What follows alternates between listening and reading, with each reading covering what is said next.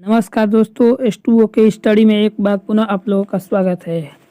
हम डेली की तरह आपको लेके आए हैं जनरल हिंदी, यूपी पुलिस और एसएससी जीडी के लिए क्वेश्चन, जो कि परीक्षा में प्रीवियस ईयर में बहुत बार ये पूछा गया क्वेश्चन है। तो चलिए वीडियो को स्टार्ट करते हैं देर न करते हुए। चलिए, आज का पहला नंबर क्वेश्चन है, निम्नलिखित में से कौन सा शब्द स्त्रीलिंग शब्द है। आपको बताना है कि इनमें से जो भी शब्द दिया गया है कौन सा स्त्रीलिंग है। चना है, शराब है, बाजरा है, मजा है। आपको बताना है कि इन चारों में से स्त्रीलिंग शब्द कौन सा है। ऐसे ही क्वेश्चन देता है एग्जाम में, तो देखेंगे।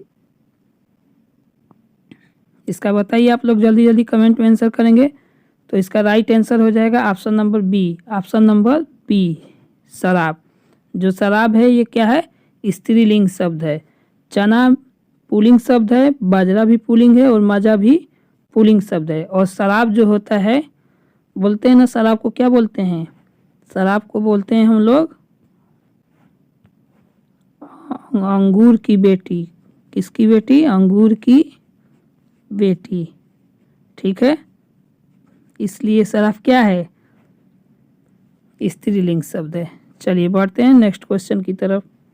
अगला क्वेश्चन है, इसका राइट आंसर भी है। देखिए अगला क्वेश्चन है, पेड़ से पत्ते गिरते हैं में कारक है। पेड़ से पत्ते गिरते हैं, इसमें आपको कारक बताना है कि कर्ता कारक है, कि अपदान कारक है, कि करण कारक है, कि संबंध कारक है। पेड़ से पत्ते गिरते हैं, तो इसमें कारक चिन्ह क्या है, पहले तो ये पकड़िए। कारक चिन्ह इसमें से है, क्या है, से। तो से किसमें लगता है, ये वाला। पेड़ से पत्ते गिरते हैं, कर्ता में लगेगा कि अपदान में, कि करण में, कि संबंध में। तो ये लगता है हम लोगों का अपदान कारक में, से। और ये से कब लगता है, जब अलगाव होता है। क्या होता है, किसी चीज से अलगाव होता है। अलगाव यानी कि जब पेड़ है और पेड़ से हम लोग पत्ते जब गिरेंगे तो क्या होंगे, अलग होके निकलेंगे। तो जहाँ पे अलगाव आएगा कहीं पे भी, तो वहां पे अपदान कारक होगा। चलिए बढ़ते हैं नेक्स्ट क्वेश्चन की तरफ। एक मुहावरा है, काला अक्षर भैंस बराबर का अर्थ है। काला अक्षर भैंस बराबर का अर्थ है छिंद्रान्वेषी होना, समदर्शी होना, अनपढ़ होना और दूरदर्शी होना। आपको बताना है कि काला अक्षर भैंस बराबर मुहावरे का अर्थ क्या होता है। ये तो कोई भी बता देगा, इससे गलत नहीं करेंगे। चलिए, इसका राइट आंसर हो जाएगा अनपढ़ होना। अनपढ़ होना, अनपढ़ व्यक्ति के लिए काला अक्षर भैंस बराबर होता है। चलिए बढ़ते हैं नेक्स्ट क्वेश्चन की तरफ।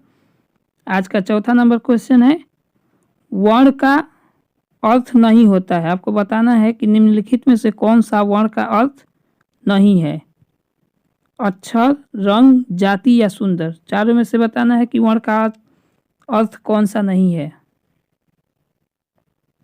दोस्तों वीडियो अच्छी लग रही हो तो लाइक करें, और जो लोग चैनल पर नए हो वो सब्सक्राइब करें, ठीक है, ताकि आगे भी ऐसे ही आप लोगों को यूपी पुलिस के हिंदी के जितने भी क्वेश्चन हैं और एसएससी जीडी के हिंदी के जो क्वेश्चन होते हैं सब में ऐसे ही पूछे जाते हैं। ठीक है, तो हम आपके लिए डेली लेके आएंगे। हिंदी का फ्री में कोर्स है, आपको डेली क्वेश्चन मिलते रहेंगे। इससे बाहर आपका यूपी पुलिस में कुछ नहीं आने वाला, और हम इसको टॉपिक वाइज भी कवर करवाएंगे। ठीक है, तो आप लोग कमेंट में बताएंगे कि किस टॉपिक पे वीडियो हम लेकर आएंगे, उसी सीरीज में क्रम चलता रहेगा और पूरा डिटेल में वीडियो हम लाते रहेंगे आप लोगों के लिए।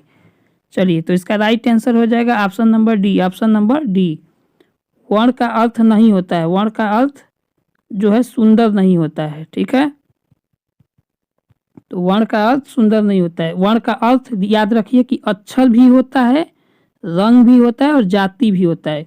और वर्ण का अर्थ नहीं होता है पूछा है, तो वर्ण का अर्थ सुंदर नहीं होता है। ठीक है, तो यही राइट आंसर हो जाएगा, नहीं पूछा है तो। ठीक है, चलिए बढ़ते हैं नेक्स्ट क्वेश्चन की तरफ। आज का 5वां नंबर क्वेश्चन है,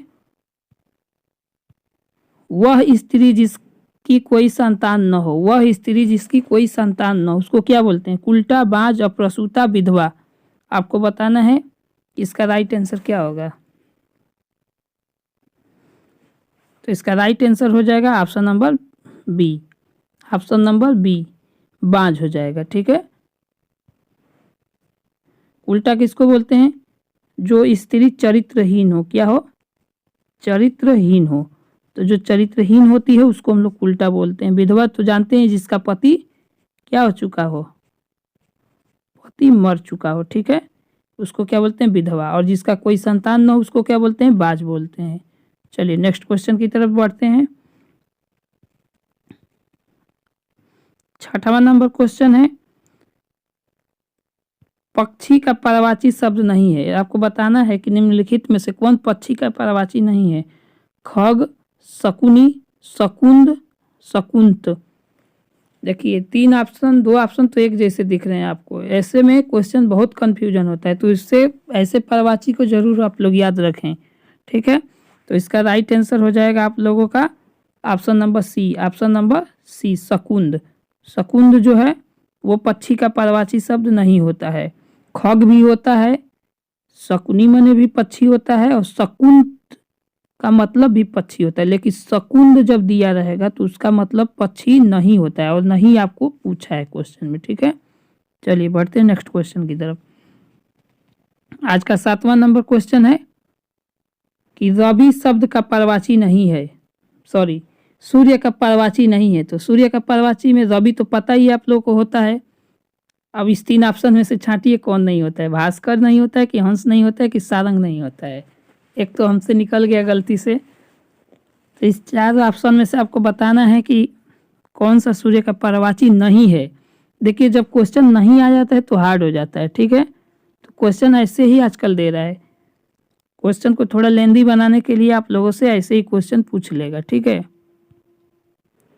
तो आप लोग जानते हैं सूर्य का पर्यायवाची रवि भी होता है, और भास्कर मतलब भी सूर्य होता है, और हंस का मतलब भी सूर्य होता है। सारंग नहीं होता है, ठीक है। तो यही नहीं पूछा है, ठीक।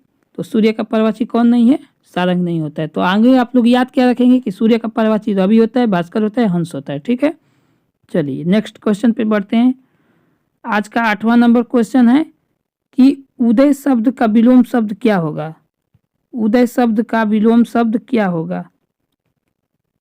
लाल या भसित, बलिष्ठ और अस्त। आपको बताना है कि जो उदय शब्द है उसका विलोम शब्द क्या होगा। तो उदय का विलोम शब्द सबको पता है कि उदय का क्या होता है, अस्त होता है, ठीक है। उदय का विलोम शब्द अस्त होगा, ठीक है। जो अस्त होता है, उदय मतलब क्या होता है, निकलना। उदय जब सूर्य निकलता है तो उसको क्या बोलते हैं, सूर्योदय, ठीक है। और अस्त का मतलब जब डूबता है तो उसको बोलते हैं अस्त बोलते हैं, ठीक है। चलिए बढ़ते हैं नेक्स्ट क्वेश्चन की तरफ। आज का हमारा 9वां क्वेश्चन है, निम्नलिखित में से कौन सा शब्द तत्सम शब्द नहीं, शब्द है, तत्सम शब्द है। आपको बताना है कि तत्सम कौन सा है इसमें से, ठीक है। तो अग्र, आग, आज, आंख, इसमें से बताना है कि तत्सम शब्द कौन सा है।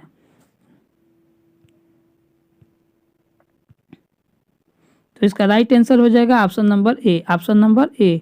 जो अग्र होता है वो कौन सा होता है शब्द, तत्सम शब्द होता है। देखिए आग, आज और आंख ये तीनों कौन से शब्द हैं, तद्भव हैं, तद्भव हैं, ठीक है, तद्भव शब्द हैं। तत्सम जो लगभग संस्कृत के शब्द होते हैं, संस्कृत के जो शब्द ज्यों का त्यों जो रख देते हैं तो उसको तत्सम शब्द कहते हैं, ठीक है। और संस्कृत का बदला हुआ जो रूप आता है उसको तद्भव कहते हैं, ठीक है। चलिए बढ़ते हैं नेक्स्ट क्वेश्चन की तरफ। इसका आंसर ए हो जाएगा, अग्र, ठीक है। आज का हमारा 10वां क्वेश्चन है जो कि बहुत इंपॉर्टेंट क्वेश्चन है ये। विद्यार्थी का संधि विच्छेद क्या होगा। विद्यार्थी का संधि विच्छेद क्या होगा। विद्या धन रति, विद्या धन अर्थी, विदय धन अर्थी, विद्या धन अर्थी। तो इसका सही जवाब देंगे और उसके साथ साथ ये भी बताएंगे कि इसमें कौन सा संधि है, कौन सा संधि है, कौन सा संधि है, ये भी कमेंट करेंगे आप लोग, ठीक है। तो इसका राइट आंसर हो जाएगा आप लोगों का ऑप्शन नंबर बी हो जाएगा, ठीक है। ऑप्शन नंबर बी हो जाएगा, ऑप्शन नंबर बी जो है इसका राइट आंसर हो जाएगा, ठीक। विद्याधन अर्थी, विद्याधन अर्थी, ठीक, विद्यार्थी, ठीक है। और ये किस संधि का उदाहरण है? तो ये दीर्घ संधि का उदाहरण है। किस संधि का? दीर्घ संधि का ये उदाहरण है। ठीक है, तो आज के हमारे 10 क्वेश्चन कंप्लीट हुए। और वीडियो अच्छी लगी है तो आप लोग प्लीज़ लाइक करेंगे, क्योंकि आप लोग वीडियो देख लेते हैं लेकिन लाइक नहीं करते हैं। और जो लोग चैनल पे नए हैं वो सब्सक्राइब कर लें और वीडियो को ज़्यादा से ज़्यादा शेयर कीजिए, ताकि और भी लोग आप लोगों के साथ लाइव रह के पढ़ सके, ताकि कंपटीशन में मज़ा आए। तो चलिए मिलते हैं नेक्स्ट वीडियो में ऐसे ही हिंदी के और महत्वपूर्ण क्वेश्चनों के साथ। तब तक के लिए जय हिंद।